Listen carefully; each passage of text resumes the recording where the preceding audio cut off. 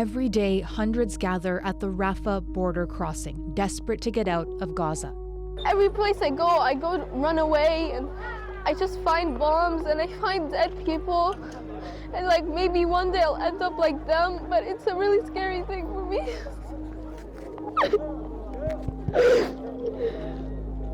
Rafah could be a lifeline, the only lifeline, but the border between Egypt and southern Gaza has remained closed. All the while, humanitarian aid is piling up on the Egyptian side, out of reach for those struggling to live without it. It is extremely critical that the siege is lifted off the Gaza Strip. It is a matter of life and death for 2 million people. Egypt is in charge of Rafah, tightly restricting the crossing since 2007, when Hamas took power in Gaza, keeping it shut during past Israeli bombardments. The problem with the Rafah border crossing is that it's always been a very contentious issue. There are multi-pronged problems here with opening the border. Egypt, mired in economic crisis, fears a mass exodus of refugees that it would struggle to host in its volatile Sinai Peninsula. You need to set up camps, and those camps have to be provided with water, with sanitation, with healthcare. Those who are left with the more pressing problem of dealing with the refugee population are the governments of the country hosting the refugees. There's also concern among Arab leaders that if Palestinians leave Gaza, they'll never be able to go back, endangering hopes of Palestinian statehood. The Palestinian cause is the main cause for the Arabs, says Egyptian President Abdel Fattah al-Sisi. It's important that its people remain steadfast and present on their land. So many Palestinians, despite the devastation, have said the same, their history marked by forced displacement. Where shall I go? Leave my country, my home, says this woman in the ruins of her house. I'm staying here until I die. But Egypt is under intense international pressure. U.S. Secretary of State Antony Blinken was in Cairo over the weekend, trying to implore al-Sisi.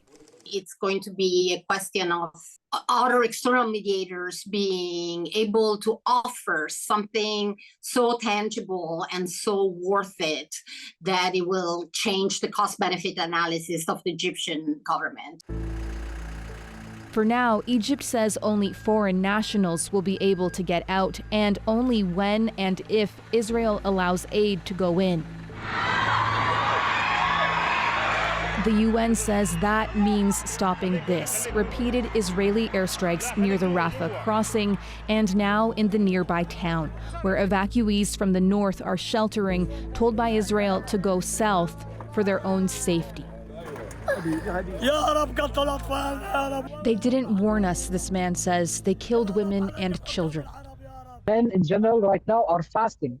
They don't eat, they don't have food, they don't have water so that they can ensure there is enough rations for the elderly, for the women, for the kids. Mansour Schumann, a Canadian, tried to get his family out through Rafah days ago, but a deal for foreign nationals to be able to cross abruptly fell through. There was no one to open the gates. We're not sure exactly what's happening. I don't know where to go. We don't know where to go. It's all dangerous. The fate of so many, all with little hope for escape or reprieve as long as this border remains shut.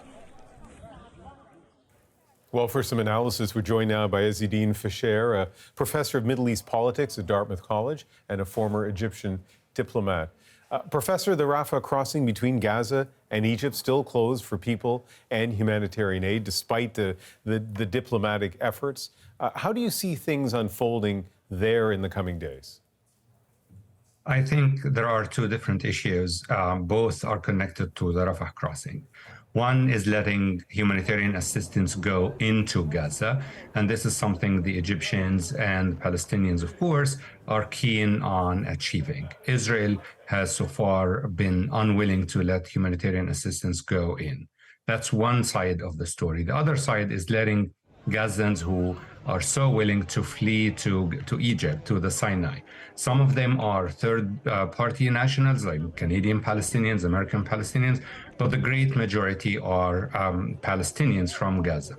And here the Egyptians are unwilling to let them cross into Sinai for both security, but mainly for political reason. Palestinians and Arabs in general have a collective memory that displacement of Palestinians, even during conflict, even though some would think it's temporary, ends up being permanent. And those who leave are never allowed back. That has been the case since 1948. And it weighs heavily on Palestinians until today. And definitely, Egypt doesn't want to be at least perceived as complicit in another displacement. Like so much in this part of the world, that seems to be an intractable problem. But with this crisis growing in Gaza, with countries like the United States trying to use their influence to reach some sort of, resolution or maybe that's too strong a word, but do you see things changing at the border at all? Well, things are more likely to change as far as foreign nationals, dual citizens are concerned. That's probably an easier bit. But for a larger picture, for the great majority of Palestinians in Gaza, it's hard to see how this can be, how a good solution could come out of that.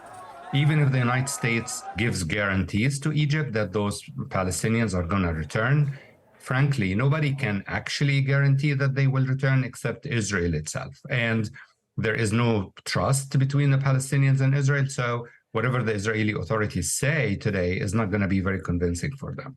Having said this, if what we see in Gaza continues, if there is indeed a ground invasion, then the number of casualties is going to climb up very quickly. And then the situation on the ground can change. If you have hundreds of thousands of Palestinians, women and children injured and so on, seeking refuge at the border, I don't see how Egypt can practically keep it shut for a very long time. But it's all a very fluid situation. We have just a few seconds left, but in a few sentences, what about the other borders of Gaza? Excellent question. Logically, you would think Israel would also open its borders and allow civilians who are willing to flee to that border. But given Israel's insistence that this is a security risk and will not let Palestinians into its own territory, it also adds to the perception that this is a one-way displacement. It is pushing Palestinians out of Gaza into another country. And that doesn't help create any sense of trust between the parties. Professor Fischer, thank you very much for speaking with us. Thank you for having me.